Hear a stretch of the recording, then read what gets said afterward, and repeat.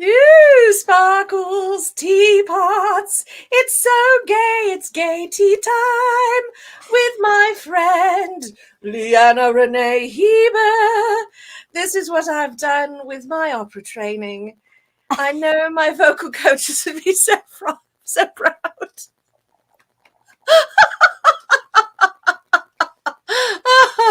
Oh my goodness. Well, this is lovely, my friend. This is lovely. I'm so happy to be here with you. Good day to you, Leanna. Can I have an operatic intro everywhere I go? It's really wonderful. Thanks. I think you should. I think you should have one. Puccini's probably a little bit despairing of me right now, but yes. Anyway,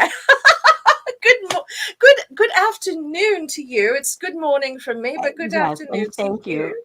Thank you for being willing to suffer mornings on my behalf. I'm not a morning person. Anyone who knows me knows It's so hard as this a about. goth. As Well, a I goth, yeah, as like right? I was born a night owl, and I've never been able to change that of any, and no amount of getting up early changes my body clock. It's a thing. Mm-mm. So people are like, when do you do your best writing? And I'm like, well, from about 10 p.m. to about 3 in the morning. Yeah. Uh, So honestly, my grandmama, who was there when I was quite the infant, said that I was essentially burst forth into the world, also a night owl, also, and mhm, I think we were predisposed to be goths, is where it was, that's because here we exactly are, right. That's and exactly right. Here we we're are. I have making to the write best. about I yeah. So I write about ghosts because the hour of the most paranormal activity happens right in the midst of my writing time. So, but from about midnight to about 3 a.m. So, like in terms of like the empirical data of when people have reported the most things, historically, it's usually been about 3 in the morning. That's sort of the ghost witching hour. The ghost witching hour. I love that. And you do write about ghosts a lot. You are also. So I love this convergence of things because not only are you a brilliant author, you have this, experience of being an actor and performing and traveling with shows, but you're also a ghost tour guide. And I just imagine, I mean, I'm biased, but I imagine your ghost tours are the best. I mean, I would like to think that uh, that I offer a very good ghost tour. I have been told that I do, but I will say I work for a company that has some of the best tour guides that I've ever experienced. And I travel a lot. I try to take tours in other places, and I try to be very um, I try to be a good audience member. It's hard for me Mm, because I will like geek out about stuff and nerd out about stuff, and so like I'll talk to the guide between the mm, stops. As I enjoy when people are excited about the material and talk to me yes. between stops. Um, and I try to be just an audience member and not just like blurt things out. I will say, working for Burrows of the Dead in Manhattan, that's the company that I work with. They have some of the best guides I've ever known. They are historians all in their own right. They are writers all in their own right. And every single person that Andrea Janes, the founder, has hired has been a top notch colleague and really, really passionate about what they do. And then that all of us are united in one main mission in what we do at Burrows of the Dead, and that is respect for the dead, first and foremost. And I think if you're dealing in the ghost, spectral, weird history, macabre history, if you're in that industry, as it were, you have to be very careful because that industry can do damage if you're not doing it respectfully. Because you are dealing sometimes with very troubling history, complicated history, dark history, and history of injustice.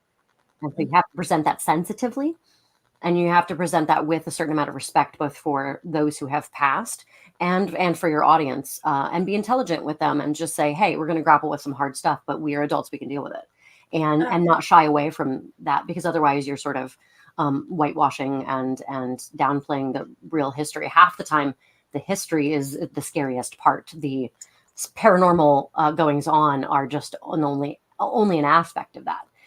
Sometimes the real history is what's actually the most chilling. So I try to always strike that right balance. Oh, I love the way you framed that and talked about that, Leanna, because I think that is part of your power and your strength as a storyteller. And I suspect strongly that your storyteller skills that I have witnessed and experienced in your written work are very much coming into the play with doing these ghost tours. And you're also very thoughtful about these things in your books, in your novels. And you did you have written a historical piece about ghosts, the haunted history of invisible women, which, oh, look at this book. It's so gorgeous. That cover is amazing.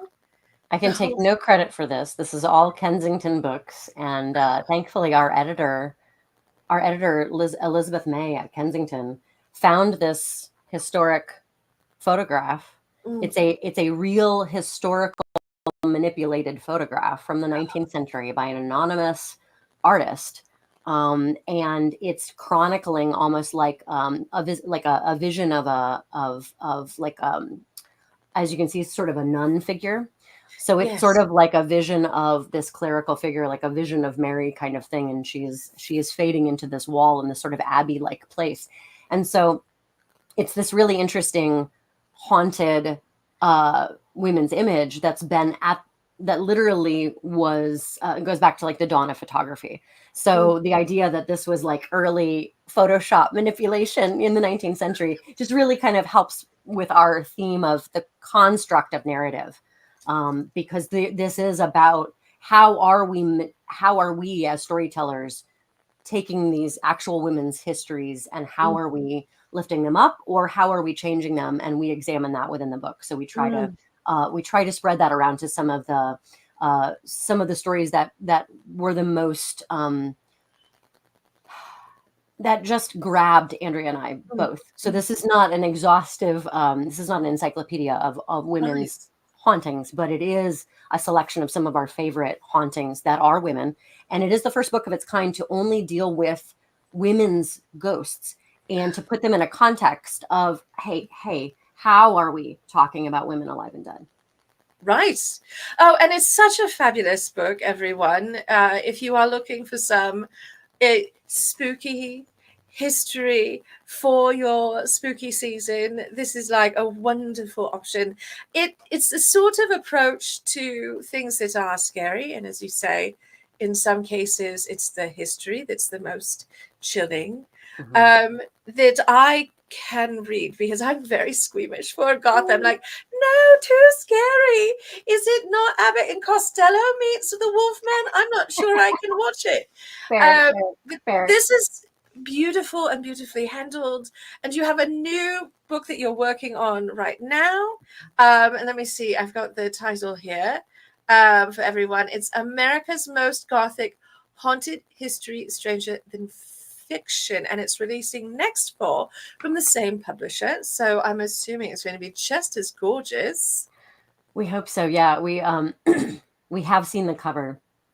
It is magnificent. We haven't revealed the cover yet. We're gonna try to do that with a little bit of a splash. We have to wait to reveal the cover until all of the interior stuff, like the marketing copy and everything, has gone through all the rounds. Um, so we're very excited about that for next fall. And it's what we're doing is similarly to how A Haunted History of Invisible Women is broken down into tropes and stereotypes of women. We're breaking down some of our favorite ghost stories that we've found that play directly into the tropes of Gothic literature. And of course, we're leaning very heavily on our Lord and Savior, Edgar Allan Poe, for this one, because we are focusing just on stories of America and North America, because Andrea's part Canadian, so she's putting in some Canadian Gothic in there too. And so, but we're leaning very heavily on Gothic tropes as, okay, here's how some of these real wild things that you wouldn't even think actually really happened did, and there's a haunting attached to it, and there's a staying power because of it tapping into these Gothic tropes. So we're just exploring that Gothic atmosphere in some different favorite stories. So it's not quite as much of this. It's a little bit of the same sociological explanation or examination as our first book, but we're trying to kind of take a broader approach, and it's not just focused on women, although we more often than not are candidates for America's Most Gothic. More often than not, they are women's stories. That's really, some of Andrea and I's favorite focus is on the women's angle of things. But I also have a really harrowing story of an excavation collapse in northern Massachusetts in the Hoosac Tunnel. So I'll be talking about those sort of spirits of those who were part of an industrial disaster. And so I basically was just same thing with this process as we did with the first one. We just sifted through a bunch of material and found what literally jumped out of it. Oh my gosh. I'm so excited to read this. And, we had the pleasure of sitting in on one of your panels at River City Steampunk this past summer. And you were discussing some of this material and your approach. And I found your process so fascinating. But the thing that really jumped out at me is just how loving you are for the deceased, for these ghosts and for their stories. And you do embody a respectful approach to them, but also you clearly care about their stories being told well and being very dedicated to sort of honoring the dead.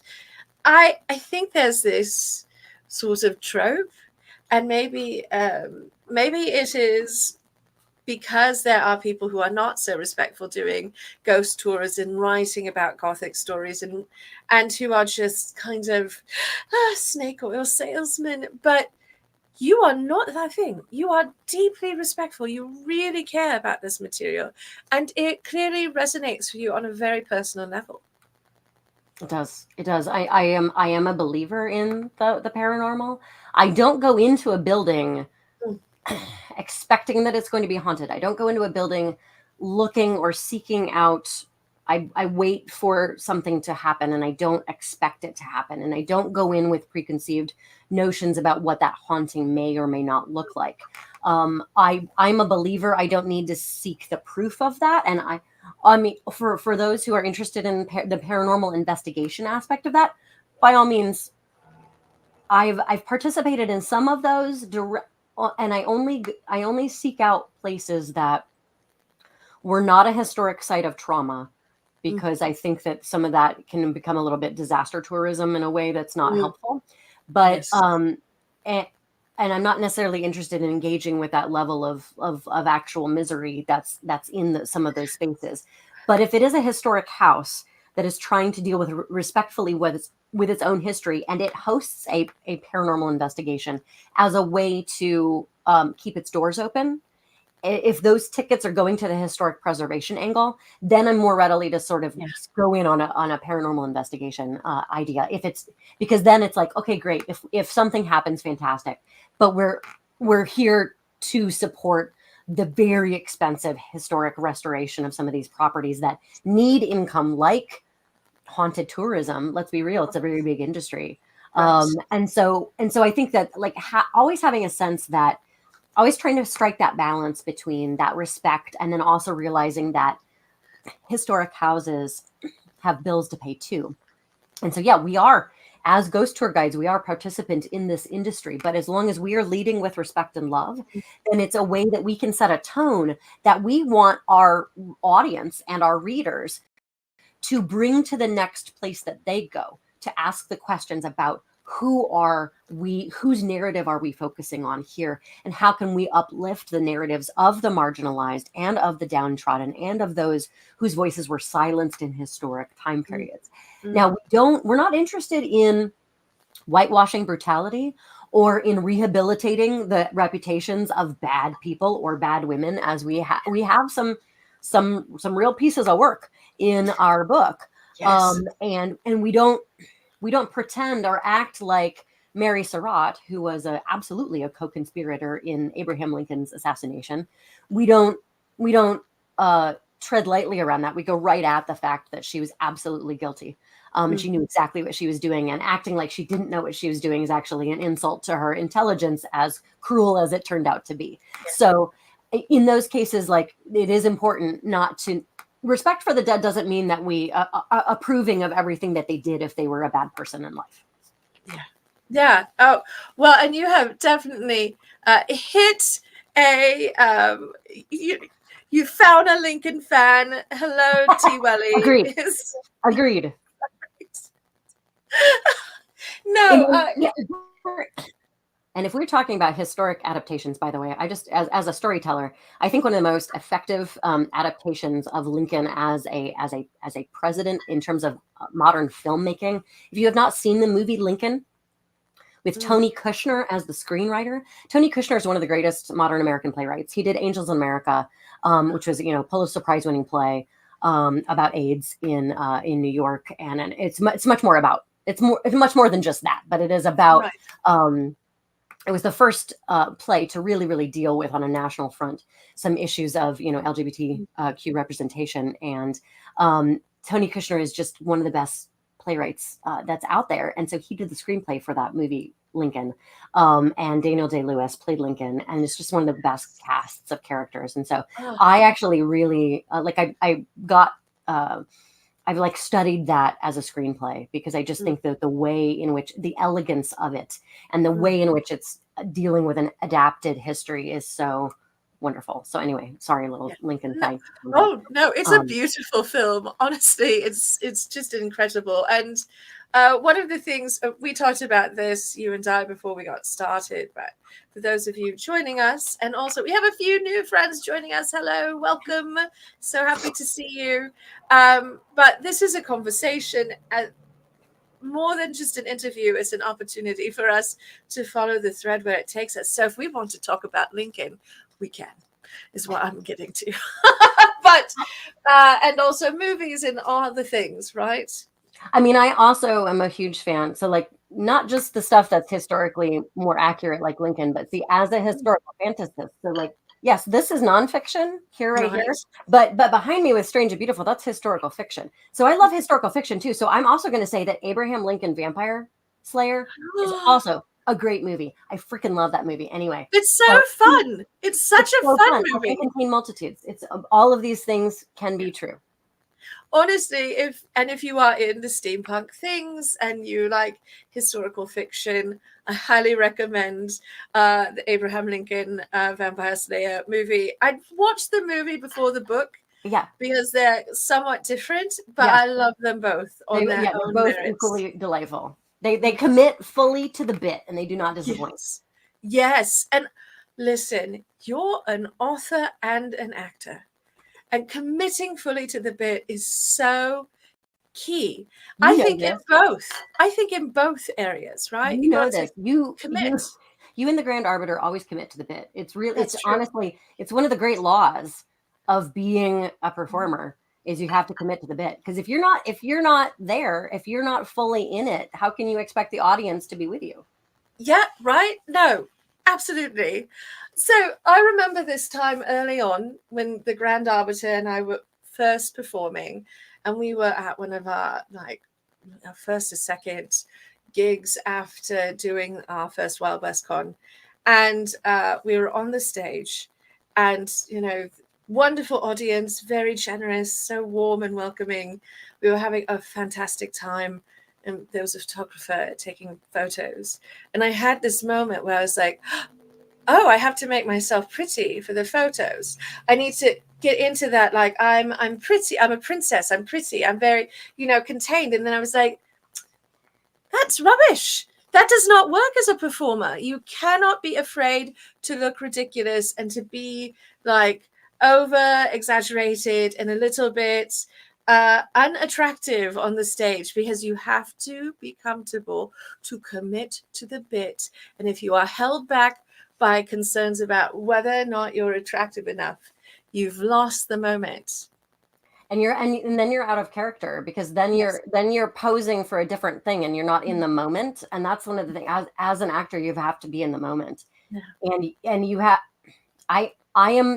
I'm impossible to photograph, because as you can see, I am very animated. And so I'm always, if you snap a picture here, any of these screen stills, I'm going to be making a ridiculous face. It is what I do. it is part of why I'm much more well suited, frankly, for the stage than I am for the screen. I never really went down too much the film and television route. I've done a few things here or there, very curated, very specific things. But I'm really much more this needs the Yes. depth of the stage. Really, let's be real. Oh my goodness. Oh my goodness. Yes. I also love the stage, obviously, and being able to chew the scenery, which is sort of like in keeping with the kind of performing that I do. It's comic. But we have a question. Tiwali wishes to know if you've been in any movies and which they are, what films they might be.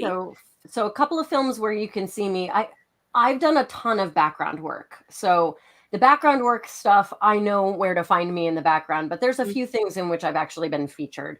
And I was pursuing that track for a while, trying to get like speaking roles and kind of move up the rungs of the ladder in terms of film and television. And I just realized that it wasn't the level of auditions that I had to go to was concurrent with me trying to make a step forward in my writing.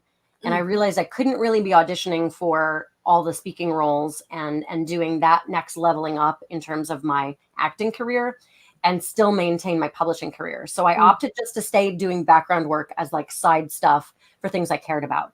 And out of that, a few featured things came. So if you watch the movie The Other Guys with Michael Keaton and Will Ferrell and Mark Wahlberg, there's a scene where Michael Keaton is he's a manager at Bed Bath & Beyond, his character is.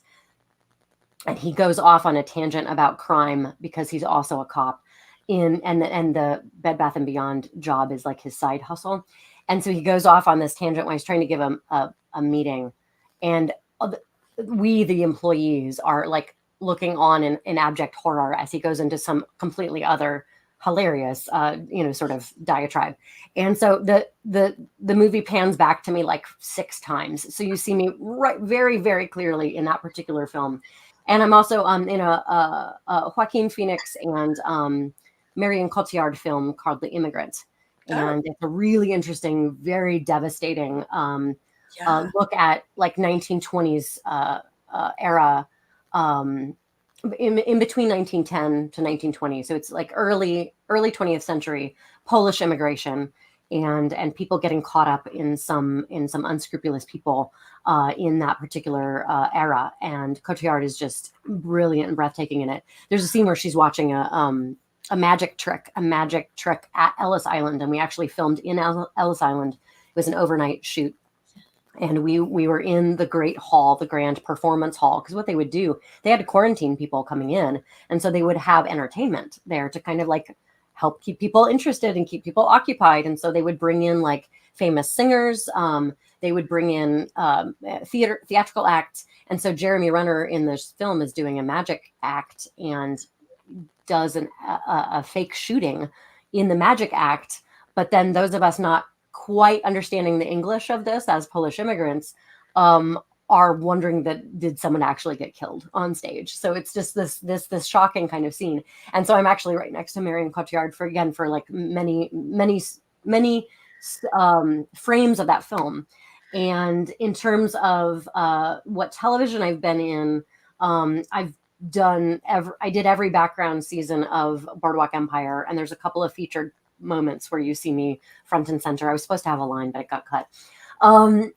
But my favorite thing that people will reference of all of the stuff that I've done for film and television is that I was on an episode of Mysteries at the Museum talking about Victorian spiritualism. I was there as a talking head, as an author and as an expert in Victorian spiritualism. So I went into some great examples of how a lot of people in the 19th century were just basically magicians doing stage tricks and trying to get people to believe that they were actually communicating with the dead. So I go into like a whole deep dive about that on Mysteries at the Museum. And I always know when that comes back on rotation on the Travel Channel, because I'll get people texting like, oh my God, I heard your voice. And I came in the room like, wait, I know that voice. And like, oh, there's you making ridiculous faces on the television. So yeah, so the Kennedy wedding disaster episode I'm on, and then they used some of the footage because I spoke at length with the producers, and we all had a really good time together. And they got a bunch of material, more than they actually used in the episode. So they recycled some of our clips, and used that for another show called Beyond the Unknown. And so they used some of that in an applicable scenario where Victorian spiritualism was also something that was a subject in another thing on another show, which is great. So I go in love for one that. thing and get 2 shows out of it. Fantastic. Oh my gosh. Also, listen, all of these are fantastic. And now I'm definitely going to have to watch The Immigrant again. I haven't seen it since it came out, but I love Marion Cotillard. She's just an I incredible love actor. her. And I do have this list listed on my website. So if you like this, the things that I've linked to or any of these kinds of things, I have a couple of film stills up on my website on my theatrical page, talking about my theater career, as well as film and television. I don't know that I put the other guys up there because it isn't quite as like on brand as a period piece is, but that's but I always know when the other guys is on rotation too, because I'll get people texting me and be like, were you in this movie? Because it looks just like you. Yes, I was. I'm not going to lie. I've never seen that film, but now I'm going to watch it just for that bit. I'm Just telling for you, that but bit. like I had to be on like, and I say this with great admiration for all of us, because we had to try to not laugh for an entire overnight shoot when Michael Keaton was just ad-libbing the most insane stuff. And he's so funny and he's so much fun to be in a room with. He's exactly as you would expect him to be. He's just got that weird energy, but also really engaging, fun, irreverent, but also very focused on the craft. So I really love to see that, like, he was laser focused in doing about 10 bananas takes where he was just given rein to say whatever he wanted, and all of us were like literally, but I have the inside of my cheeks were so bitten because I was trying not to just guffaw because I was right in the front. I was right in the front. And so they had cameras on either side of the room, and the producers later were deciding whose reaction they wanted to focus on. And thankfully I kept it together because I'm right in front and center. So I guess I did the right amount. but yeah, it's been very fun to sort of see, in some cases, behind the scenes of a lot of film and television. And I was doing that for years and years and years. And as my writing has gotten more and more at the forefront for me, and the nonfiction requires so much research and time, I don't have the time for the 14-hour, 16-hour shoots anymore. So I don't do background work anymore. I do the occasional bit of theater, and I definitely do a lot of public speaking. I am brought in all around the country to speak on matters of my various expertise. Right. And so that's.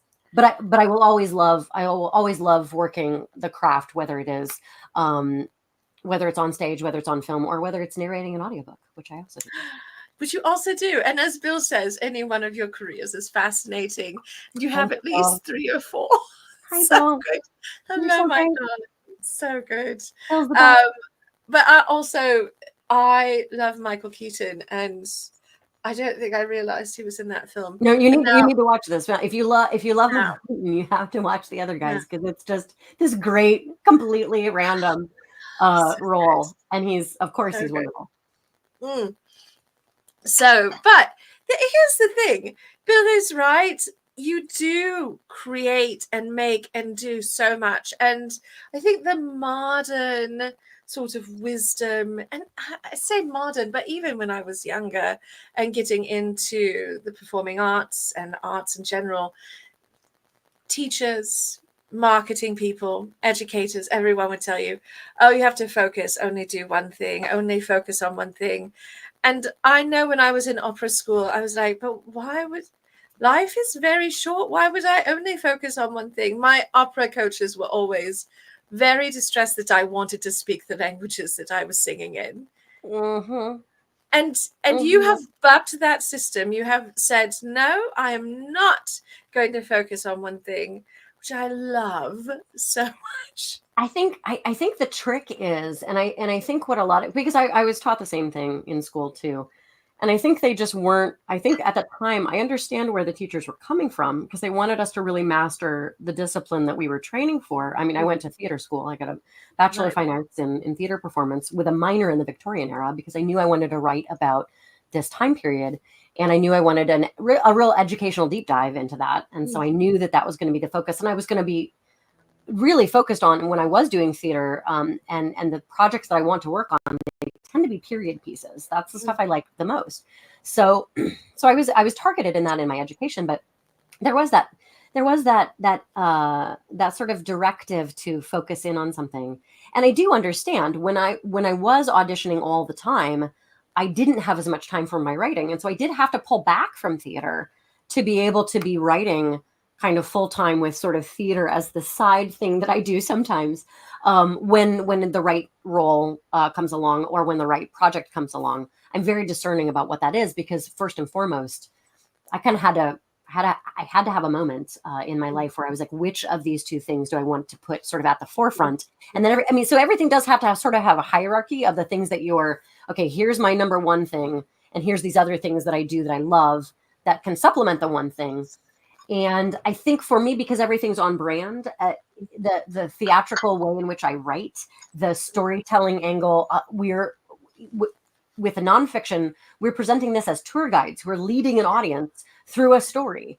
And that is Yes. also still very performative, even in the way that we've written it out. So theater and audiobook narration and tour guiding and public speaking and going deep into these things, being really a very character driven fiction writer, Yes. all of these things completely to me, they don't feel like they're pulling me in different directions. And so I think that if I have an advice, a piece of advice for someone who is looking for a career in the arts, um, be diverse in your skills, but try to see how those skills can still be on brand, because no one that's ever met me has looked at any of the other things that I do and said, oh, well, that seems antithetical to these other things. No, they are all actually serving the same main focus of storytelling one way or another. And I have a very specific kind of fun, spooky angle in which I like to have that storytelling look and feel.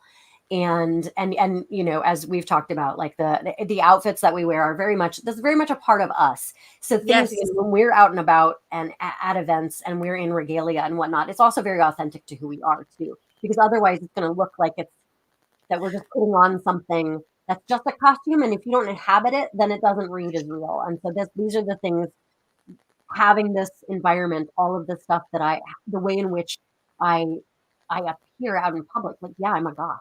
So I'm going to go Right. after all of these, you know, gothic things and all of that somehow collectively juggling mostly makes a living.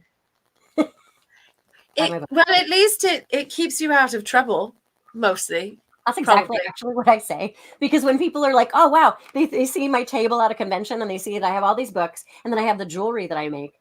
And they're like, oh, you do this stuff too. I was like, yeah, I can't sit still. This keeps me out of trouble. Literally, I've said that. So, No, the grand arbiter's often after me. He's like, you have no work-life balance. You're always doing. I'm like, yes, that's right. It's true. The world should be grateful because if I'm doing, I'm not plotting the demise of any, agencies. I'm not plotting to form a coup of my own island nation or anything like that. right, I mean, right. No, absolutely. I also, it's so refreshing to hear someone else say they have no work-life balance, because I know it's not necessarily the best thing to do, but I just also don't know how to not be working on a project. Like and actually for me, that I am actually healthiest and happiest when I am working on several projects at the same time, so that my gerbil wheels up here have wheels to run on, because otherwise right. they just run around and that's bad. No, and then you're in this sort of grind of like sort of chasing your tail and eating your tail potentially. It's hard, right? It is. Because I hear about, like work-life balance and trying to have time for rest. And I believe that we need downtime and we need time to recharge, but it's different when you are trying to make the art, because unlike a normal 9 to 5, where I do not think you should be living for that job, you shouldn't live to work. When you're doing the arts, you are sort of living to work, because the work is so integral to who you are at a kind of foundational level. So I've Yeah, never found a way. yeah.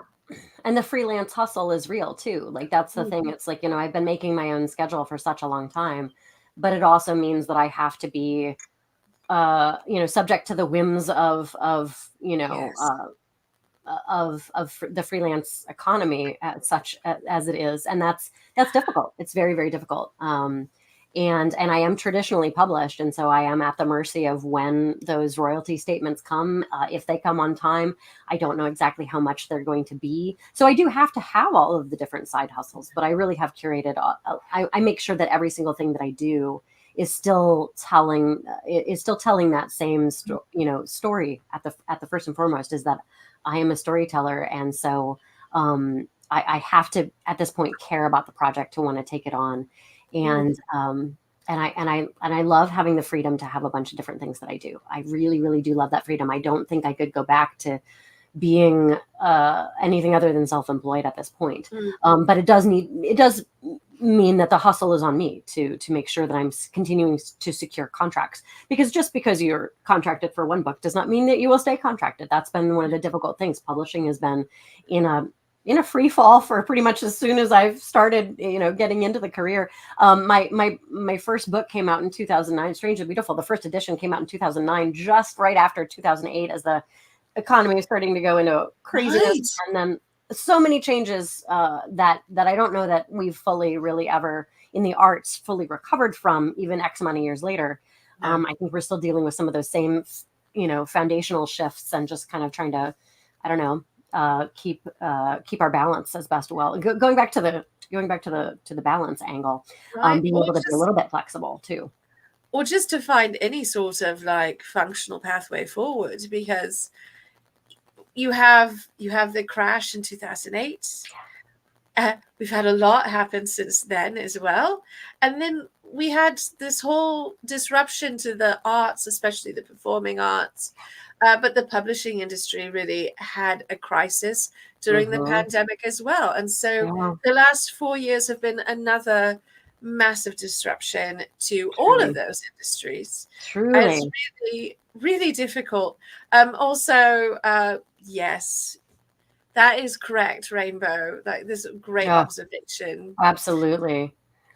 That's such a good point, and it's something that I am so grateful when my fellow creatives and also our audiences are aware of these things and appreciate these things. It's really, really helpful when we have an open dialogue about that, Mm. because then I think it helps all of us understand that yes, we do.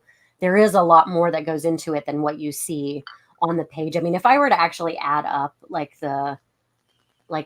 what I'm being paid per hour for writing, I think I would just like I've never done that math because I just don't want to know the answer. Um, but No. but it is a calling. It is a calling for me. I will say that, like, it's a calling. I actually do feel, and I say this actually honestly, I do feel spiritually called to Mm. be a writer and to be a storyteller. I feel like that is how I channel. I do have a very profound connection to the spirit world. That's really one of my driving forces. It's sort of my engine. Mm. And so that's the calling is what kind of helps me stay motivated, because yeah, the all that behind the scenes stuff is exhausting, and it doesn't really pay what it's worth, but at the same time it's like, well, but I am doing what I love, and so that is there are trade-offs for that. But I do think I'm much better now as an adult, I will say, about trying to make sure I am getting rest. Yeah. I used to push myself so hard, and as I turned 45 this year, I'm like, you know what? We literally are too old to pull this many all-nighters in a row, Yes. without making sure I'm prioritizing some rest. So that's my one thing I will say to fellow creatives who are always working. Just make Mm. sure that you do budget time to sleep, because that's the one Right. thing. That's like the core thing, that if I don't do that, then everything else, it's like taking a piece out of the Jenga puzzle. Everything else will fall down if you don't get some rest. You know, I've heard from several other artists and sort of their formula for rest. I know Gail is very particular. She always makes sure she gets enough sleep every night. And I think that's so wise.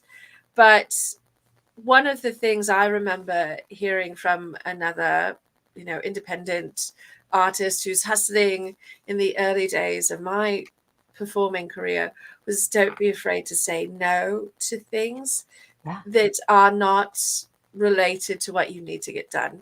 So that means, saying no to socializing for me, or saying no to like going out for a fun event that is not work related, so I can stay home and be able to find the time to rest and to eat and to do the adult things and to make art, all in a day. So there's more saying no to things than I sometimes would like to. It's not the lifestyle of sex, drugs, and rock and roll in the arts.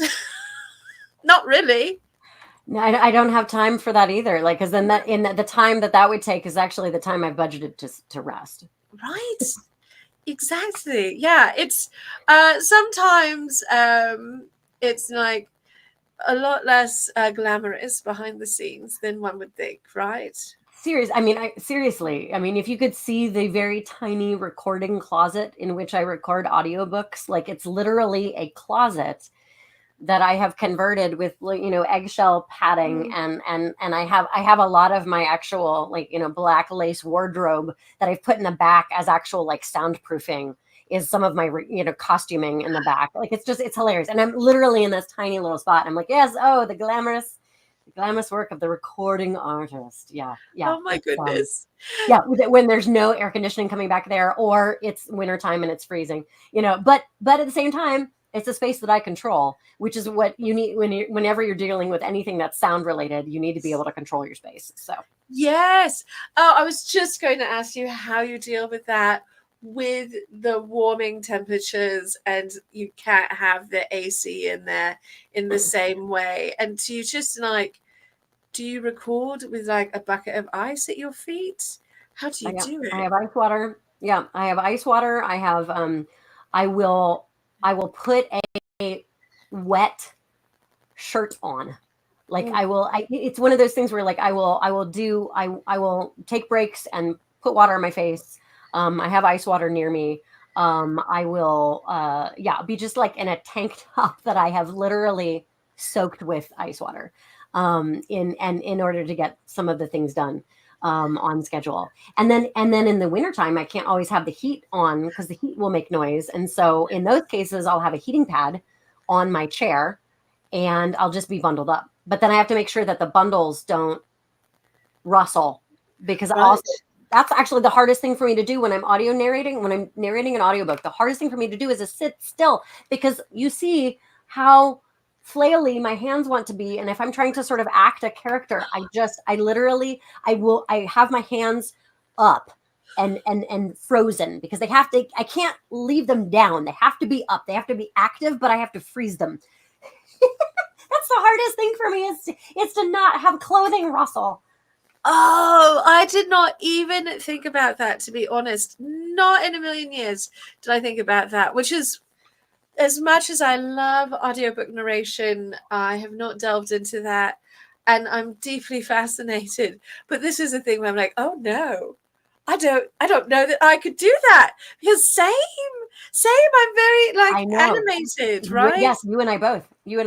I mean, I think you'd be great at it, but you would have that same exact moment that I had where I realized, because it took working with a initial company, a couple of the audiobooks I did early on, the companies didn't do quite as much control and re-editing, and so I learned really quickly that like I actually have to be responsible for putting as clean of a product into the hands of those who will put it all together.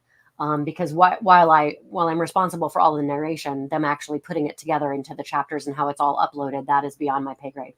But I did realize I wanted to give them the cleanest product possible. And if people are curious about where you can hear all of my audiobook narration, I work for a company called everand.com. And so everand.com is the original, they do some original new fiction that's part of the Scribd platform. So scribd.com is an enormous a sort of clearinghouse of all kinds of different literary things and documents and all sorts of various digital archives of things. And so Everand is sort of the fiction side of that. And so I was hired on a couple years ago to do a sequence of 10 different novellas. So I have 10 novellas that I've done, audiobook narration of my own work. And so these were, an editor and I worked over the course of many years to do a few different trilogy projects and then a couple of one-offs. So it's a range of historical fiction as well as some time slip fiction, as well as a dystopian steampunk and a couple of other different things that I've done. And I've narrated a couple of other audiobooks of friends of mine and their work too. So if you look me up at everand.com, and if you look for my name, then all of the stuff that I've narrated will come up. That's lovely. Thank you, Leanna. Well, and we had Kurt Graves as a guest last month. Yeah. He's such a wonderful audiobook narrator. Absolutely. And he's a delight. And he was saying, well, I can't remember what I've done, but I've done a number of things. So the best bet is to look up my name because I can't remember everything. It's very, very real. Even with I've published 18 full-length books and then and almost just as many novellas. And it's just even with my own work, I will be like, wait, what are some of the titles of things that I've done? Because I'm clearing space for more information. You got to clear the cache sometimes for the new stuff to come in. And there's all of the stuff I'm trying to research too for the next nonfiction. And so it's there's only so much space in here. I love that. On one hand, I don't love that. Of course, we all want to be able to remember everything we've done ever, but also I hard relate to some of that experience. This is fantastic. Rainbow Phoenix says, this reminds her of when she saw behind the scenes footage of a Critical Role song that was done in Sam's home booth. And he mentioned the reason Ashley was wearing a feather boa was as a filter echo reducing effect. Maybe I need to wear more feathers. It's real. See, I love that anything can become soundproofing if you need it. But also it has to be a feather one is good because it wouldn't rustle, but you couldn't do that with something like sequins because it would click. So there's certain there are certain fabrics that you just cannot wear in the booth. That's amazing. I'm so fascinated, but I love this. And I love that you are able to, as you say, and as we spoke earlier, you take all of these disparate things and they all come together. They really mesh. You are very razor focused on what your flavor is and what your brand is, and what your real niche interest is, this Gothic, historical, what the young people and the buzzword and the publishers are calling romantasy these days. You've got a little bit of that vibe. Sure. Yeah, I've been doing that for way longer than that was a word. And whatever word you want to use for romance and fantasy, fantastic. That is just what I've been doing for a really long time. Yes. Great. We love a good buzzword. We love a buzzword. And I do say, as a linguist, that the portmanteau is very satisfying. It has a wonderful sound to it. It's great buzzword. But also periodically, like every author I speak to who is a dear friend, I too am sort of this is not the new experience that it is sometimes represented as being. Right. Yeah. I think I think one of those things, one of the good things to remember as an artist is that no one is completely reinventing the wheel. We are all in the service of story and all stories and the way that we frame storytelling. There's probably always been somebody who's done something like it. So just do your own thing. No one's ever going to write the story that you would write. But the folks who come out and say that this is a completely new thing that's never been done, I don't know. Just before you say that it's possible, but before you say that, just do a little bit of research.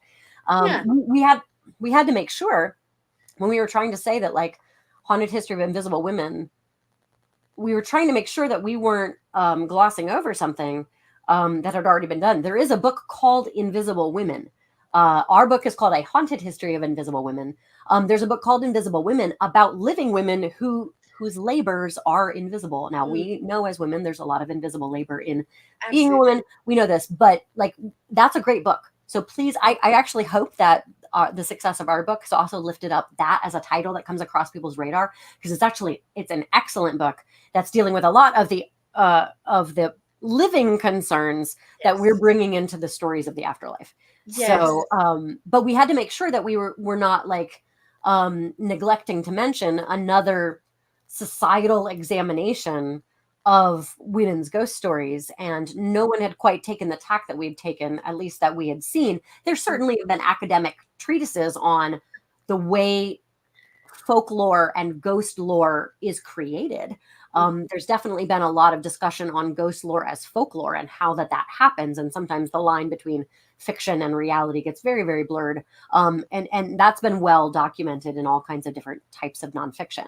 But the particular tack that we were taking and breaking things down into women's stereotypes or roles that they have been expected to perform throughout history, that was a unique approach for us. So we're very excited about that.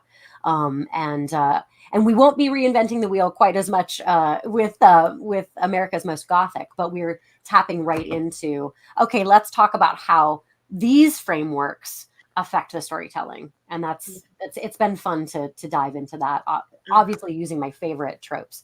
So we'll break the book down into the same, in the way the Haunted History of Invisible Women breaks it down into the mother figure or the bad girl or the death of the maiden. So the death of a beautiful young woman.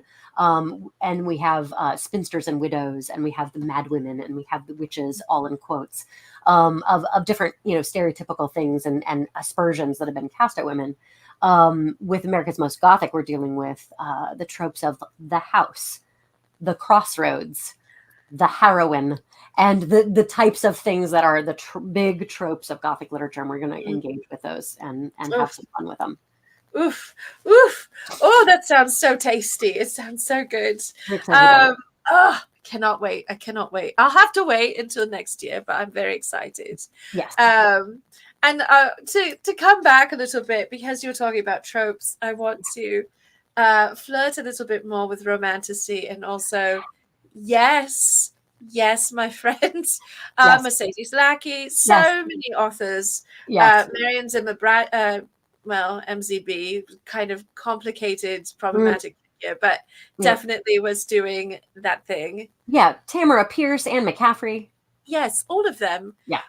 And a lot of women authors were melding these sort of romance tropes and ideas with their fantasy or their sci-fi. And the whole trope thing is like a big conversation in the romance world.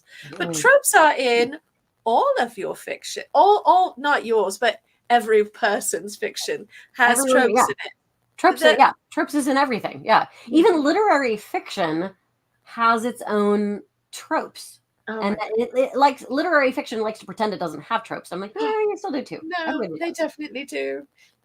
Yeah, sometimes that's just the thing. That's my cup of tea. I really want to weep all the way through and watch the orphan heroine go suffer some more on the moors. Thank you. So happy that trope continues to persist. Yeah, literary fiction. It's like, y'all have you have tropes. It's misery. There's a lot of misery in there. So much misery. Oh my goodness. But come on, somebody needs an action adventure scene in there. Come on now. How about a little laughter, a little happiness? But I love the way you play with tropes and that sort of breakdown in your historical work is really a fun way to approach these stories. But you also use it very masterfully in your books. And so you've got Strangely Beautiful. The poster's up in the background. It is such a beautiful, it was your debut into the steampunk scene, and it got a lot of buzz when it came out. It was, my goodness, everyone, if you may not know this, you may not remember because it was a while ago, but in 2009 we get your book, Strangely Beautiful. Mm-hmm. We get Sherry Priest's Bone Shaker. We Mm-hmm. get Gail Carriger's Soulless, On the same all year. in the same year. Yeah. It was an incredible year, and it fundamentally shifted the steampunk genre. It It really did. totally changed. It really did. It really did. And I love that each one of us, and Sherry Priest and Gail Carriger both are dear friends of mine. And it's so wonderful to be in that company because I love each of their work respectively. And all of us are coming at it from a very different angle because I'm writing Rural Gaslamp Fantasy. And that was one of the things when Tor did the reissue of Strange and Beautiful, they said that, the original Strange and Beautiful was a foundation work of Gaslamp Fantasy, which I was really honored that they said that in the metadata. Because it was, while some more of the technical elements are much more present in, say, Sherry Priest Bone Shaker, where there's a lot of tech. That's really what separates out steampunk from Gaslamp Fantasy, is that steampunk has to have that technological angle because that's the Victorian science fiction angle of it. And then Gaslamp Fantasy is solving problems rather than with tech, with fantasy tropes. Right. But Gaslamp Fantasy as a term did not exist as a librarian or a publisher catalog term in 2009. So it was at that point we really only had historical fantasy really as a term for it. And so while I've always been thrilled that I'm under the generous steampunk parasol, as it were. It's a very large It's a parasol. very large parasol. But I think that some of the genre the technical terms, they're only helpful if it helps a reader find what they want to be looking for. Right. So I don't feel constrained by these things. I actually find that they're very helpful because if somebody wants to be really chewing on like a technological fun alternate history thing, then I'm going to point them at Bone Shaker.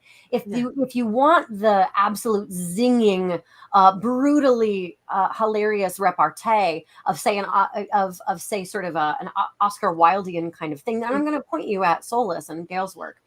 If you want the moody vibes, if you want the angst and the sort of Wilkie Collins of things, then you're going to want to come over to Strange and Beautiful. And you're going to want to, if you want to be in the fantastical realm of just ghosts and prophecies and high fantasy in a Gothic historical setting, that's over here. I think all of these things are, and readers, I love that readers like all these different things. So I find that the trope of, not the trope, but the genre terms of steampunk and Gaslamp Fantasy are helpful in separating those things out. So I get asked to explain the difference a lot. And I find that it's helpful because sometimes you want to chew on tech or sometimes you want to be swept away by a spell. Yeah, I love that. And, I think these days that there's so little steampunk or gaslight fantasy getting published that we're all like very happy to be under the parasol together and to rub along together, and there's not a lot of hair splitting anymore.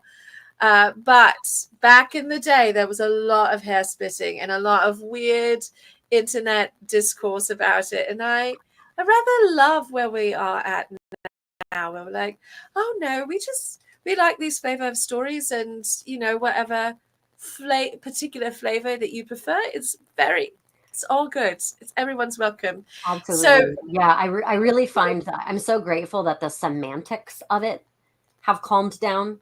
yes, So that we're really all, because it's one of those things where genre fiction in and of itself, there's room for all of it, and all you want to do with any of these, with the only reason to split hairs is to help a reader understand what they want to be looking for, so that you're managing reader expectations by explaining what you're writing. You're managing the reader expectations so they're not picking up your book if it's not going to be the flavor that they want. I don't want a bad review just because you picked up something you didn't think that it was what you wanted. I want to find what I want to help you find what you want to read. And so I think that, the more open we can be, the more welcoming we can be. And also the more real about, hey, this is what I'm bringing to the table. Then the better we are at connecting readers to books, which is great. Which is what we want. And I love this Rainbow. I don't remember exactly when Girl Genius started, but it was in a very similar time frame. Yep, it was. And I think one of the things, I'm gonna pull a visual aid here a second. from my shelf. There was this really great anthology that I'm very honored to be in. It's Queen Victoria's Book of Spells, an anthology of gaslamp fantasy. It's So one this, of my favorite anthologies. We read it last year at this time of year because it's so good. It's so good. I'm so honored to be in this, and it's an origin story for a character that I didn't expect to ever write again. I just thought, okay, this guy is really messed up. And so I write this origin story for this character and thinking it was just going to be a one-off. And then I'm drafting my Eterna Files series, and there is Mr. Mosley. He just shows up with his eyes sparking with electricity under a newly installed street lamp. And I was like, wait a minute. You're not supposed to be here. What are you doing? But yeah, this was one of the first times that I personally had seen it in print, because I had been working on this and then found Girl Genius, and I don't know who was what was the etymological first thing to put it actually as a subtitle on there, but I do know Girl Genius is a great example of that, and so I do use it as an example whenever I'm talking about when people are asking for recommendations. But the great thing about Queen Victoria's Book of Spells too, for those who may be watching, is that you get a chance to sample a bunch of different writers' work. And you know, some real masters in the field, and I'm just I'm honored to be among titans like Tanith Lee and amongst others in this book. So yeah, that was exciting for me to sort of say, okay, here's sort of another industry definition of it. So. Yes, no, and listen, I have to sort of dovetail with Leanna, because this is one of my favorite anthologies to present. It's such a beautiful anthology, and yes, and as Bill says, anthologies are a great way to discover new authors, and Ellen Datlow and Terry Winling are just titans in the fantasy sci-fi anthology world. They create Incredible. Gorgeous collections every time. Incredible, absolutely. Yeah, Ellen is so great to work with. She was the one that I worked with directly as an editor, and she's a stunning editor to work with, and she's so spot on about everything. You know, one of the things that she said right away about my story, she's like, I like this. Here's where it needs to start, and she picked a line in it, and I was like, yep. You are correct. That of course you are. She's just got such good instincts. I love that you had that experience, and I adored revisiting your story. No, I put my copy away like a fool. I thought it was over here next to this side of my table, because it is something that lives out and about for me.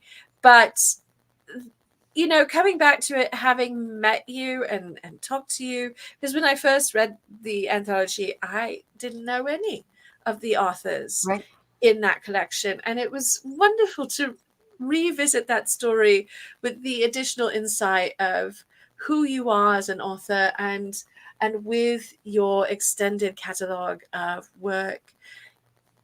You write fantastical stories. I highly recommend them to everyone. I do think you don't have to start with Strangely Beautiful, but I actually recommend that you do if you get the chance, because it's such a wonderful journey to go from the beginning through the work like that, because it makes the world very deep and rich. So if you're looking for something spooky and kind of steampunk and kind of gothic to read, that is one of my top recommendations for you all this spooky season. We do have a couple of questions I want to go back to, partly because this is in my wheelhouse of clothing. So Bill asks, where do you get all your goth clothing? Thrifting, off the rack, or custom made, or self-made? Thrifting. It is all thrifting. This here was from a Goodwill in like Pennsylvania when I was going to a convention, and stopped for a break and was like, oh, there's a Goodwill over here. Anytime I can find a vintage shop anywhere, if I have even just 5 minutes, I will go in and find the black things and go and gravitate towards them. I zero in on thrifting, because that's for me the best, both in a way to avoid the concerns of fast fashion these days, or I will support a company that at least has some kind of relationship with their factory workers of some kind. Like if I know where the things are being made and they seem like there is not an exploitative practice, I will sometimes order from a company overseas if I think that it's ethical, or if I do try to pay attention to things that have been flagged as either using AI models or something like that, or like stuff that I just won't engage with.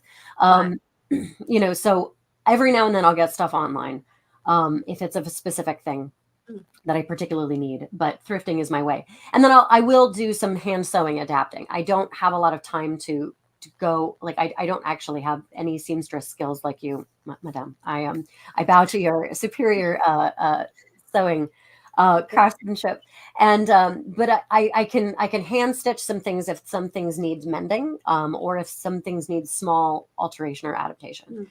But usually I'll go with things that even if I need to bring something in, then I'll just put a vest over top of it, things like that. So I end up layering in order to make alterations very often is what I'll do. Because I like having voluminous layers. I just like to gather them in certain spots and certain places. So I find that a lot of times you can just artfully work with another piece to work with that. The things that I make I do make jewelry. So I do, take vintage pieces and do new things with them. I have an Etsy shop called Torch and Arrow on Etsy. And then you'll find me at conventions. I have stuff out at the table. Yes. And that's been, that's been a really fun thing for me to do, to like put a different visual sense of things that I like the look of, and reimagine that in an accessory piece. So. Oh, I love that. And also thank you for telling us about your Etsy shop, because I did not know you had an Etsy shop. And since I cannot always get to see you at different conventions, now I know where I can track down your jewelry, which is wonderful, because clearly I have a little bit of an aesthetic myself. Yes, same. So yeah, so I try to have a bunch of different range of gothy things, of steampunk things, of just some different fandom things too. So like you'll find that I dabble in a little bit of fandom stuff, a little bit of Star Trek stuff, a little bit of Doctor Who stuff sometimes. So so I've had a few things that I feel that are all related in one way or another. So we're all fans. We're all fans in this. That's true. I think that's another lovely thing to remember as creative people, is that artists do not feed themselves by ignoring other people's art or not being fans. And I'm always a little bit mistrustful of someone who says they're an artist, but they don't consume anybody else's art. Right. Like, how do you grow your artistic eye? How do you improve your perception? How do you understand the genre or the field you want to make art in if you don't engage with it? So well, you want to have conversations about it. You want to be, you have to be on intake. And also just from a business perspective, you also do need to know what is being made in media around you. Yes. I'm not going to name names. I don't want to name and shame or anything like that. But early on, I met some authors who were getting into steampunk, and these people, there were just a handful of them. They always were so proud that they hadn't read any steampunk yet. They were like keeping their vision pristine. They hadn't engaged. I'm like, well, how do you know what the readers like to read or what the genre conventions are? It goes back to this idea that no one is inventing something, pure that's never been done before. That art is informed by the context and the previous art and the other creative people in the field. We are inextricably linked, right? That's the thing too. Like what they're missing fundamentally in steampunk is that it is community. Yes. And if you are saying that you have not engaged with any of the other art within the community, then that to me says that you're not really a part of this group, because so much Right. about what I love about steampunk as a genre is that it really is a community building. It is what do you have to bring to the table? How can we utilize aspects of these time periods that we think are interesting, but they were in and of themselves historic time periods that had a lot of problems? How can we reimagine a more hopeful and a more inclusive future? How are you able to do that if you're not even able to engage with the community around you right now? Oh my gosh. Well put. Exactly. Exactly That would so. give me pause, to say the least. Put that on a t-shirt. I mean, that's actually maybe more words than most people want on a t-shirt, but I would wear that on a t-shirt to the Thursday night convention and just swan about in a very like determined fashion, and I'd be like, see what this says. Yeah, there's a reason why I write in, and I mostly write in all of my fiction is like historical fiction, because I need many words to say a thing. I need to be able to Yes. use a breadth of sometimes flowery language to get my point Yes. across. I feel more Oh, comfortable when there's a little bit of, when you have to sometimes meander.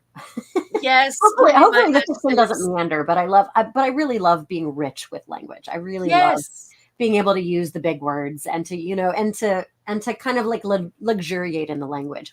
But interestingly enough, though, I can't, I'm writing in a neo-Victorian style. I am not writing a Victorian style novel because I've gotten dinged by editors. Literally, one of my favorite first rejections for Strange and Beautiful was from the publisher I'm now published with. Kensington Books was like, it's a little too Victorian. Thanks. It's set in 1888. Thanks. But what they meant was that the pacing was too Victorian. It was like it was a really long, slow build. And they're like, we need more action up front. And I was like, okay, we're writing this for a modern audience. And so I had to adjust my pacing so that it wasn't a Victorian paced novel of that just incredibly remains of the day long slow burn. I love that movie, but like it's a long slow burn, right? It is. And It that's what is. my headspace had been in. Nope, that wasn't going to sell. So it's interesting with that. It's a neo-Victorian, Yeah. and I'm actually working on a young adult novel that will be out in 2026. I'm going back to young adults, Oof, but this oof. actually isn't fully public knowledge yet. But we're just going to talk about this in general. Yes. I have a YA that will come out in 2026, and it is. I also have to be doing the same thing where I am. They want a relatively short book. It is a period piece, and they want the action to begin right away. And so I'm going to definitely set the scene and the atmosphere. It being atmospheric is thumbs up, but I do have to make sure that I don't go off on my own little tangent about Right. architectural details to the point where we've stopped the plot. Which that's my like Achilles heel, is going on about the architectural details to a point at which the editor's like, I've just got to trim this back just a little bit. So the Grand Arbiter and I do some writing usually for Patreon, but also just in general, we're out here writing some content. Yeah. And we have this tension in which I am like, why use 5 words when you can use 50? That is like my quip that I say about my writing all the time. I love And it. he's like, but madam, we are not currently in the 19th century, and you are not Charles Dickens. You are not being paid by the word. You're not being paid by the word. Ugh, That's the key. That's the key. yes. And he's right. But He's right. he's right. But also, I want to work in Zephyr into every sentence. I know. And it is the constant struggle I have of trying to of picking my battles of when to be loquacious and when to be succinct. Oh my gosh, it's so hard though. It's so hard. Yeah, But it's very hard. Hemingway is not the vibe for steampunk. No, Generally speaking. No. I mean, and kudos to Hemingway as an artist, but I really do think that every different field has things that it will give you leeway on, and I love that that steampunk does allow for a little bit more breadth of language, but even then, there still is. We're still writing for a modern audience, and I think all of us have seen that because we're in such a soundbite culture. People's attention spans, and I've noticed that even with me, in attention spans are short, and we have to retrain ourselves out of the algorithmic. We only have X amount of time that we pay attention as we're scrolling. We have to retrain ourselves out of that. And that's why reading novels is so important, because it forces you to take the time with them. But with that, the modern novelist has to be aware of making sure that we're trying to retrain that eye back. Because if we do just say, no, you're going to stay with us where nothing happens for a while, you're going to inevitably lose people. So it's like that's a battle I would rather keep the reader than not. So I'm willing to make sure that I'm addressing my pacing at every stage. Beautiful. Well, Leanna, I could keep asking you questions forever. This is such a delightful conversation, and I love that we ended up here at this particular place. But I want to give everyone a moment. If you have questions, you've been very good, everyone. Also, thank you for being here. I appreciate the questions that have come out during the conversation. But if you have any more questions, the time is now. Please ask, and post them with a question mark at the front. Really helps me see them in the chat. That's a Gail Carriger special, and I love it. It's such a good technique.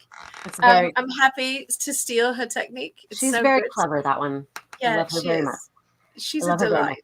One of the things I will say for people who are coming to my work for the first time and who are asking me, like, well, where do I start with your books? And I love that you had mentioned that you think Strange and Beautiful is the first place to start. Those were my first novels. They are my babies in a way that nothing ever quite will replace those first books. There's something about those first books, those books of your heart, that got everything going for you.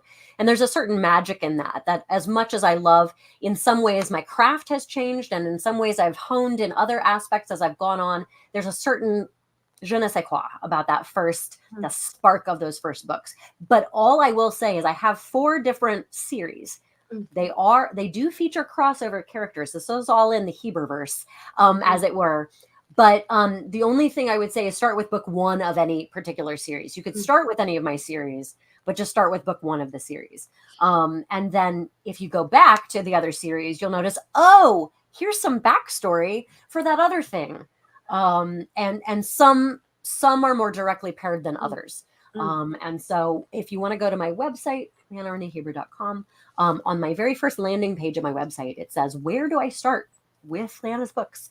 And I basically break down like the vibe of each one. And I say, well, if you want, Victorian Ghostbusters with a heavily gothic, heavily romantic through line, then you want to start with Strange and Beautiful. If you want Victorian X-Files with a slightly higher body count and some reanimate corpses, then you want Eternophiles.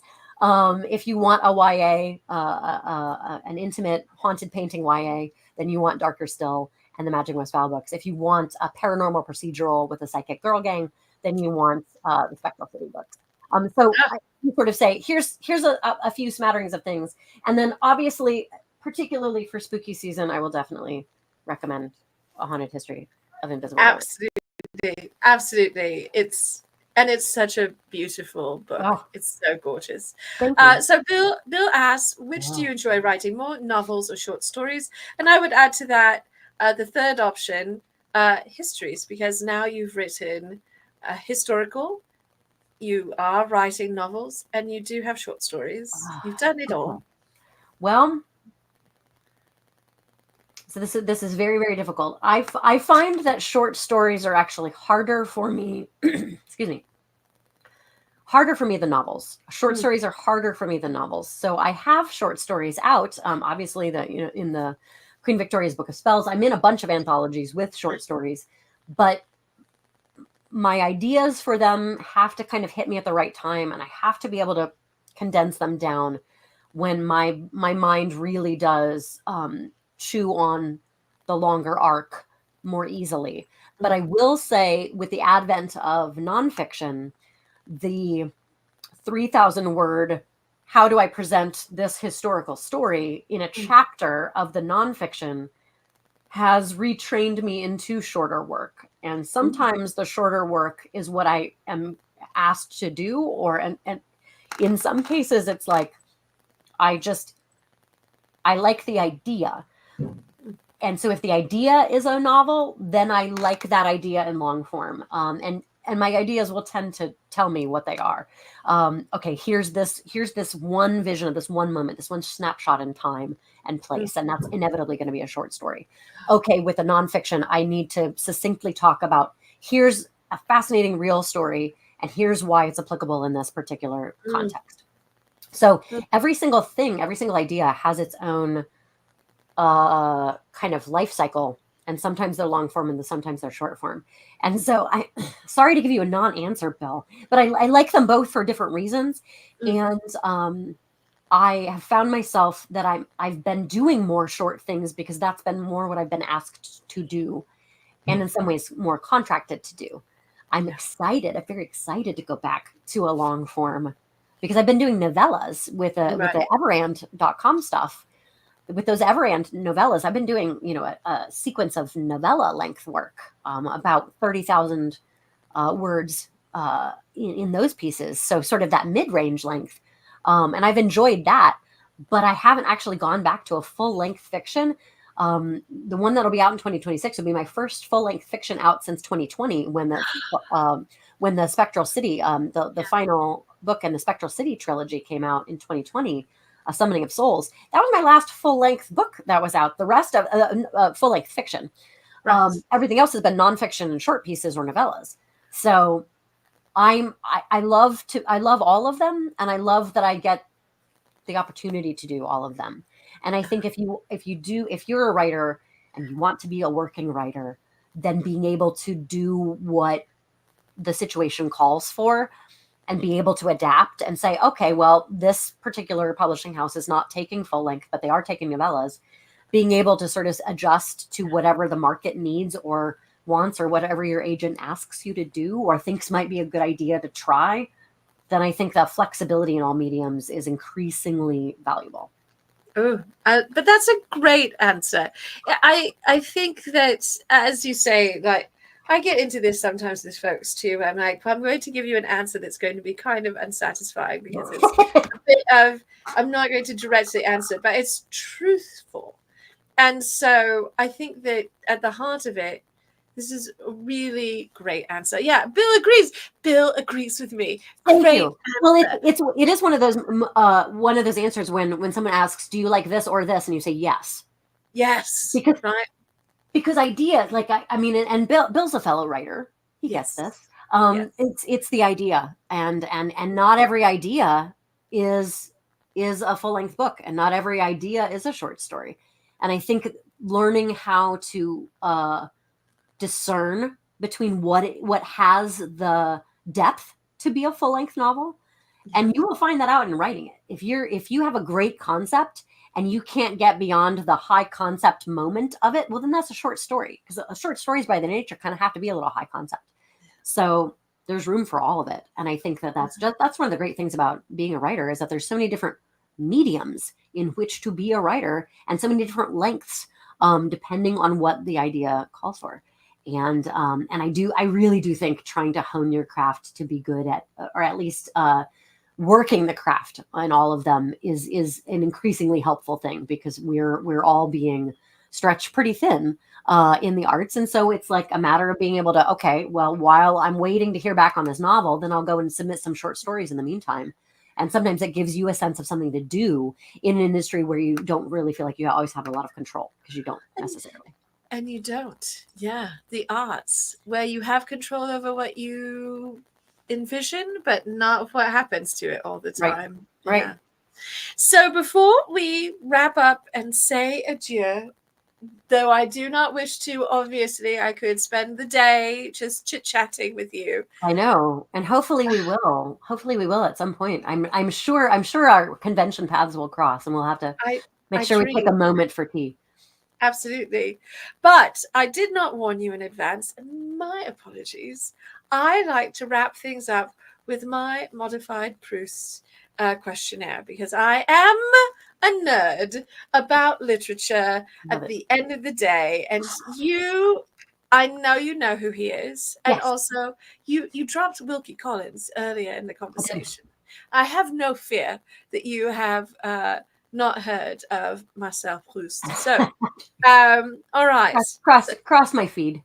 You might have. Listen, talk about a mopey goth. I think, I mean, right, bless. right. Bless. Yeah, right. Yeah. I mean, Love fellow traveler. Yes, love him. I love him. So, my Love him first like a question fan. for you Yes. is, what are your favorite qualities in a human? Kindness, Oh, intelligence, mhm. empathy. Oh, that's a good list. That's a good Because list. I mean, kindness and empathy sometimes like will get almost conflated, and I actually think they're two distinctly different things. Mm-hmm. I think you can be kind, but you don't necessarily understand or have empathy for what is happening. So I think that Yes, those are two. And right now, I think that all three of those things. I'm also focusing on those things because I think those are lacking in a lot of our common discourse these days, and I would like they them to really are. return. They really are.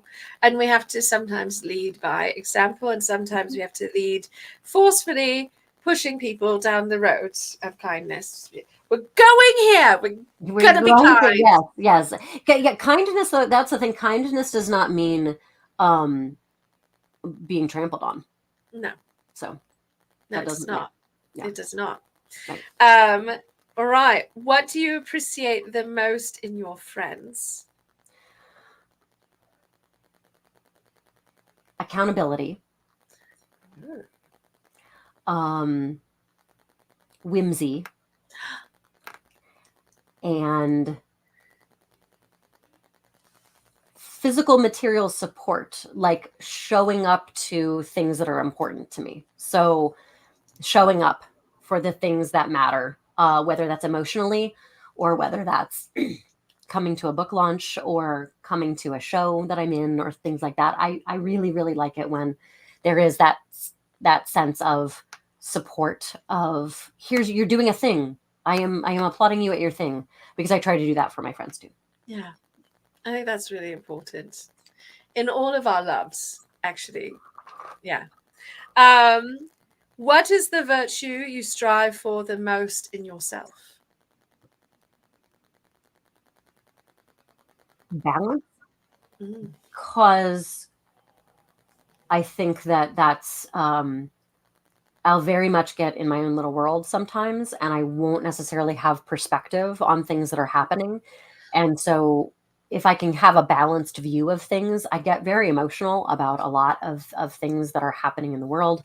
I have a feeling of helplessness sometimes. I have a feeling of despair of some of the atrocities that are happening. But I can't either live in that pain, because then I can't be active. I can't respond or send a letter to elected officials or things like that from that place. So balance for me is a place from which I can both act, both in terms of an action item, and also from that place I can be a little bit more creative and do better work about the things that I care about as an artist too. If I'm coming from a balanced place, then I'm probably going to be better at craft, and I'm probably going to be better at editing. Oh, I love that, because we definitely talked about how it's hard to balance the life, but you have to have a sort of a balanced mental approach. Right. I am not one of those people that believes in suffering for your art. I don't think that's a healthy mindset. I think that is something that people say who want to take advantage of artists Absolutely. and have since Oh, time immemorial. So 100%. yeah. Yes. So no. I can't make good art if I am in fact a starving artist. So I cannot. You do have to actually address your own material needs. Food and shelter and safety and all of that kind of stuff those needs have to be met first, and then you can make art. But Yes. I think telling artists that they don't deserve those things, or that making a living off your art is some kind of luxury. No, it's a job like everything else. It's a job that I love, but it's also It's work. value the way our society does not value creatives is a whole nother that's that's something else for another day. But Yeah. I just do want to just state for the record that I do not believe in the starving artist or struggling or suffering artist myth. No. And also, clearly, you just have to keep coming back for visits. We'll have to do this again. You know how it is. Yes, please. The Grand Armitage says I'm just like seducing all the authors to be my friends so I can keep chatting with you. Well, you are my friend.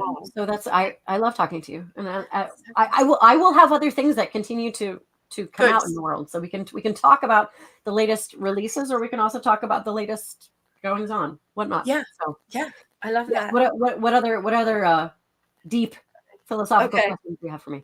Right. So, what is your ideal occupation for an afternoon? My ideal occupation for an afternoon. Well, it depends on if I'm on deadline or not. Because if I'm on deadline, which I am at present, if I'm on deadline, then it is like finishing a chapter. Because I've been having a hard time with feeling like the stuff that I'm working on is actually really finished. Even if I've done a draft, I'm still like, but I could make it a little bit better. So I think for me, the ideal afternoon would be able to finish something and set it down, and then go out for a nice walk in the park. So a nice walk in the park is one of my favorite things to do.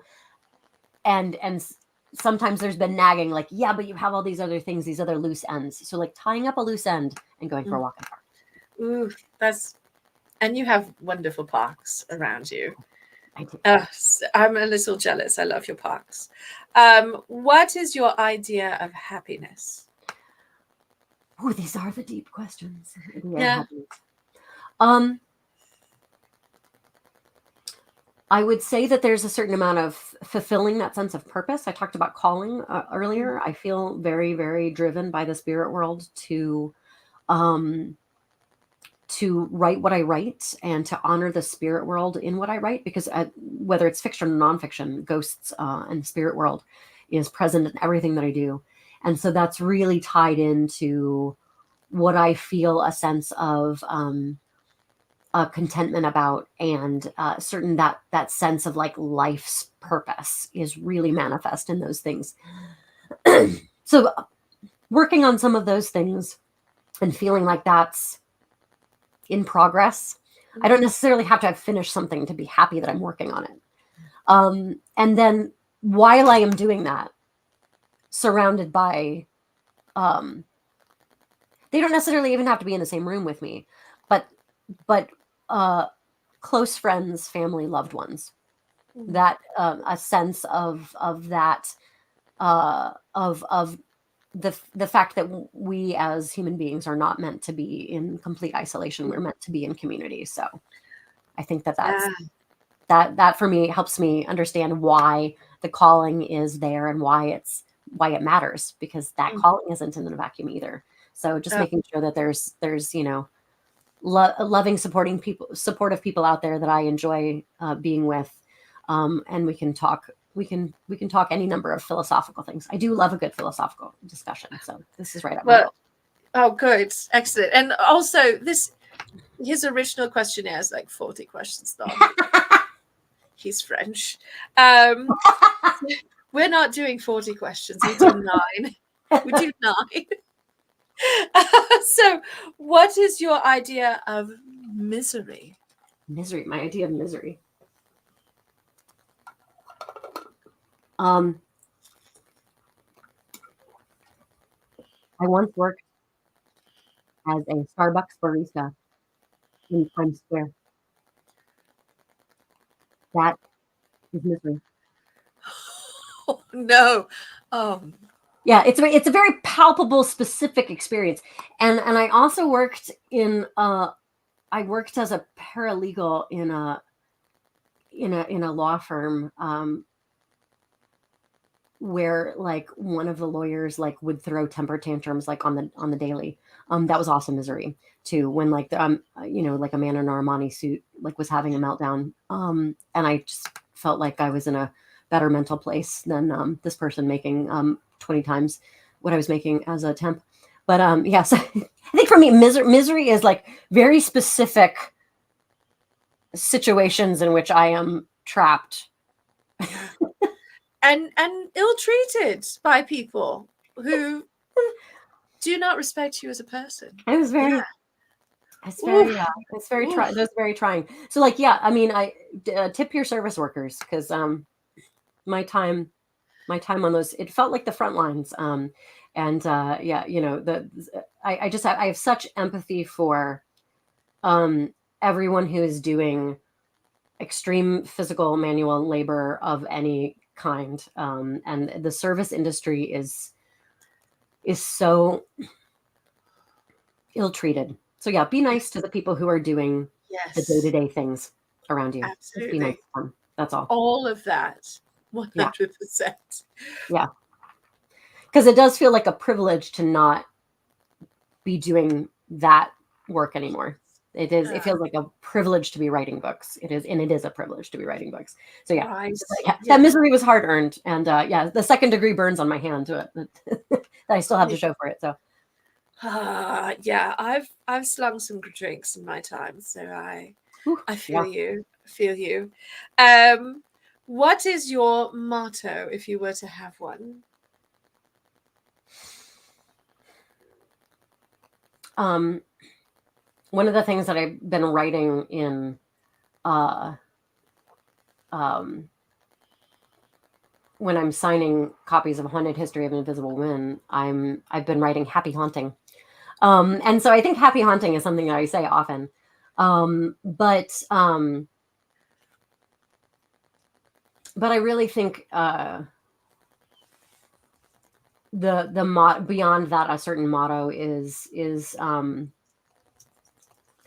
is kind of for me like the golden rule, like really honestly, like do unto others as they would do unto you. Like it really is. I think that if the golden rule, which is a interfaith, it's a cross faith. There's every different faith background has a different version of a different like word version of the golden rule.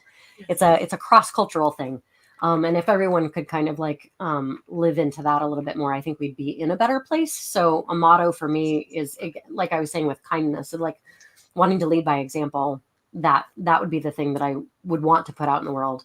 And the way I do that is with talking about the spirit world. So that's for me. This is a very long motto. It's a great motto. This one to be, but you get the idea. Yes. The golden rule, but spooky.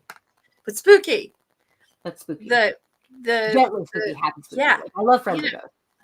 Throw little black sparkles at it. Mm-hmm. Absolutely. Yeah. No, I love a good goth jazz hands. Yes, absolutely. That's pretty much like how I am. Like I'm a real. People are like, what do you need to like define yourself? And I'm like, well, if you had a Muppet and it was really goth, that's me. Oh no, this is so. Pardon me. That's so good. And also very accurate to who you are. I love that so much. But now I have a vision of a goth Muppet in my head. Please do. So thank you for that gift. That is beautiful. If the Muppets could make that happen, that would be so good. Absolutely. Yeah, I have a vision in my head. Yeah, she'd be a little like if Prairie Dawn from Sesame Street was like in a Victorian gown with like a mourning veil and like yeah. Oh my gosh. Okay. We have two last questions, and these are my favorite two of the list. So this is your opportunity to be as earthy and adult as you wish to be. What is your favorite swear, your favorite curse?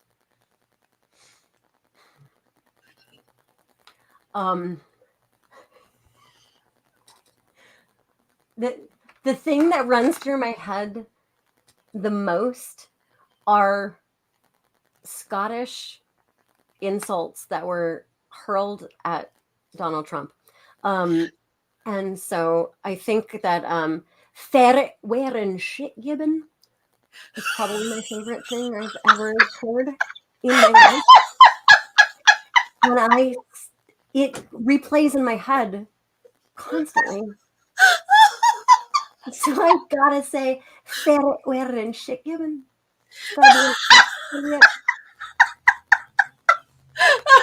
Oh no.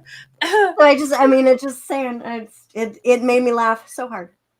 It gives me so much joy every time you say it. Also, may It I has to be say, said with a Scottish accent. your Scottish accent is quite nice. I did Quite train. nice. I am a trained actress who has done a great deal of dialect work across the aisles, as it were. So good. The L in the Scottish sort of predominant Scottish accent is so tricky and so anyway, but I digress. That is a wonderful swear and it's given me so much joy today. Thank you for reminding me of that. Is peak. So the final question for you, and as an author, I think this may be tricky. This may be a hard one. Okay. What is your favorite adjective?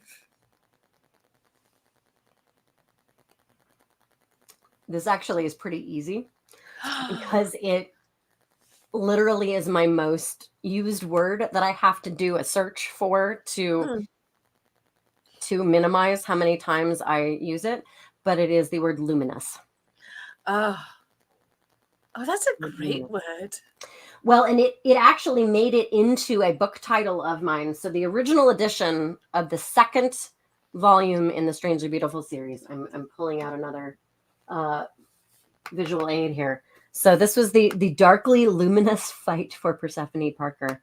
The original Strangely Beautiful editions were very long titles. This was right after The Curious Case of Benjamin Button had become really famous and stuff. And so my agent at the time was like, "You need a long Victorian sounding name." And I was like, "Okay, whatever. I was going to get this thing sold."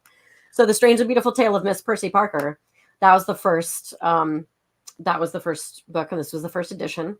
And then this was the sequel. And then when Tor was like reissuing everything, they're like, "No, that was a product of its time. Now we're going Strangely Beautiful." Fine. And it has both volumes, and they each have their own title page.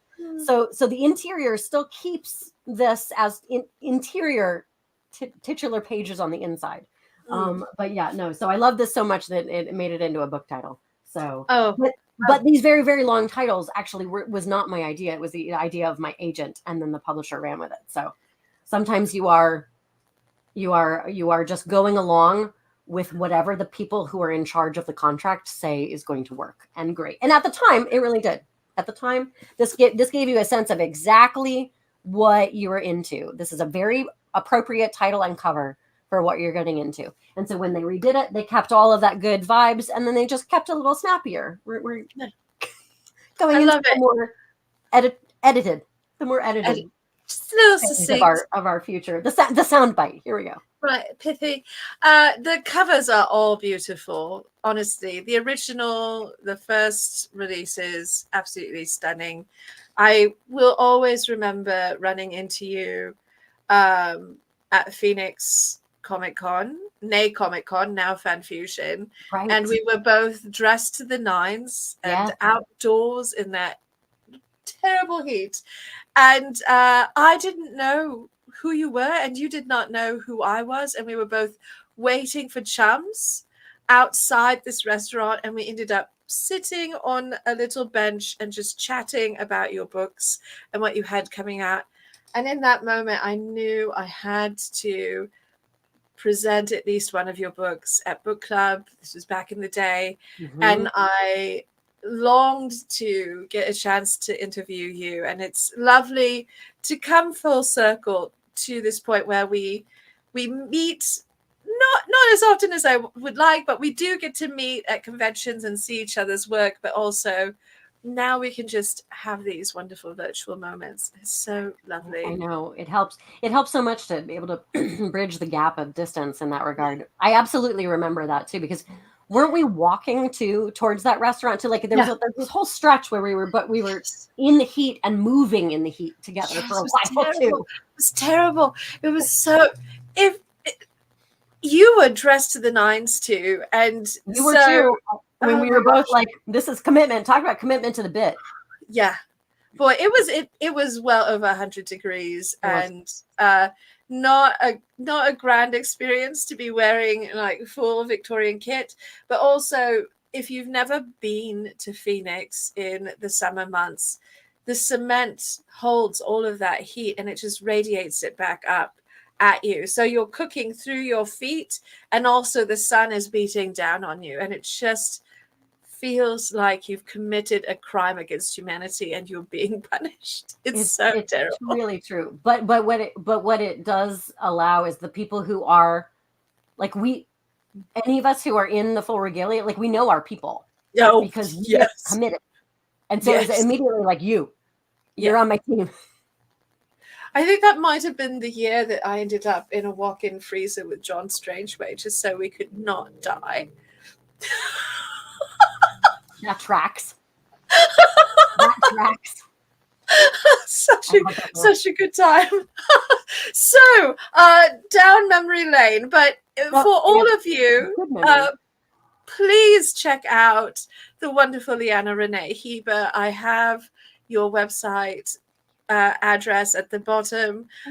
Check out the books. You've got a new book coming out next year. Let me pull the title so I get it right. America's Most Gothic Haunted History, Stranger Than Fiction, coming out next autumn. You have novellas. You have a wonderful back catalogue. Is there any place we can see you in the near future? Anything you've got coming up? I am very excited. So I'll be bouncing around doing some lectures in New York City. I'll be at King's Manor on October 26th at their fall festival. I'll be talking about the importance of Victorian spiritualism and discussing Victorian seance culture there as part of their fall festival. King's Manor, it's a really, really interesting property in Jamaica, Queens in New York City, and it has a really great abolitionist history about fighting against slavery. That's a part of their museum mission, and I'm so excited to be a part of their big fall festival and trying to get people in the door and get them engaged in this museum and its really vital mission, and teaching this history that's really critical that we keep this history alive rather than it being left out of curriculum. So things like that are really important to me. So I'm trying to do as many public speaking around spooky season as possible while I'm still on deadline. I'm going to be giving a West Village ghost tour on All Souls Day. So on November 2nd, I'll be leading a West Village ghost tour for Boroughs of the Dead. So the tour that night will be me on the West Village. And I'm traveling some and I'm trying to think about what's the next thing. Oh, speaking of steampunk, November, the first weekend of November, I think it's the 8th and the 9th, I'll be a guest at the Steampunk Expo in Vermont at the Champlain Valley Expo in Vermont. And so I need to update my appearance page on my website. But if you do follow me on social media, I will be posting about each one of these events as I go. I am not on Facebook as much as I should be. My publisher is sad that I am not on Facebook more. I can't keep up with all the platforms. It's a lot. The thing that I update the most is Twitter. I will always call it Twitter, and and Instagram. And I'm also really enjoying Blue Sky as a platform, social media. So I'll be posting about those things there. And then into next year, what I'm hoping I will run into you again at River City Expo again. I'm hoping, if possible.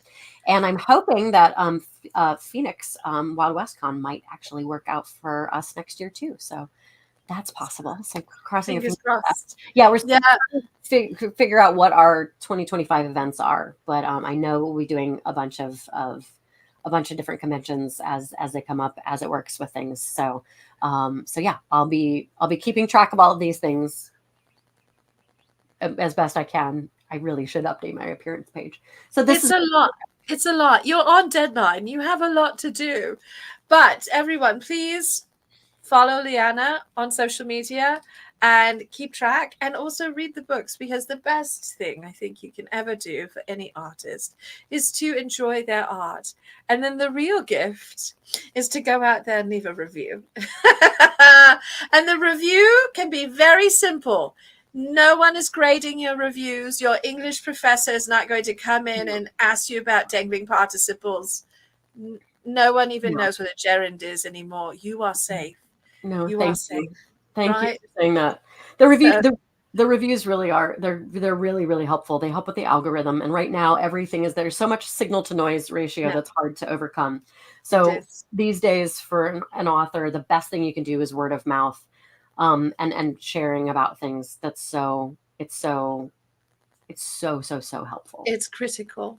And so, my darlings, as we go out into the world, please remember to treasure yourselves as I treasure you, as we treasure you, our wonderful friends and audience. Thank you for being here this morning, for enjoying this conversation with us, and also for enjoying the art, because that is the real pleasure all along. So, as you're going out, remember to wash your hands, get your vitamins and minerals, get those boosters and the vaccinations, and to take good care of yourselves, because you cannot read books and you cannot enjoy art if you are not here to do it. And I will be very sad, and then Leanna will have to write about how I haunt all of these people as an angry cat, and I knock all of your books off the table. We don't want that to happen. So thank you so much, Leanna. You are an absolute treasure. This has been so wonderful. Let's do it again. Let's do Yes, it again. please. All Anytime. right. I could just talk to Wonderful. you for all, I could talk to you all day. I know, it's the worst. It's the It is. best. It's It's the the worst best because work. we I best want worst. more hours. I need more hours in the day. Yes, yet less work, more hours. A patron who just pays us to be decadent creatures. Right? Great. So good. Completely. All right. Goodbye, everyone. See you next time. We're back Friday with more tea. And then the 20th of October, we have book club at 4:30 p.m. Pacific time in the afternoon. We're discussing Dreadnought by Sherry Priest. Speaking of wonderful Great book. Gothic stories, it's a fantastic book. Get in, get reading, come join us. You never have to finish the book to participate in book club. Details are in my bio on all of the platforms. Hope to see you there. Cheers, everyone. Thanks, everybody.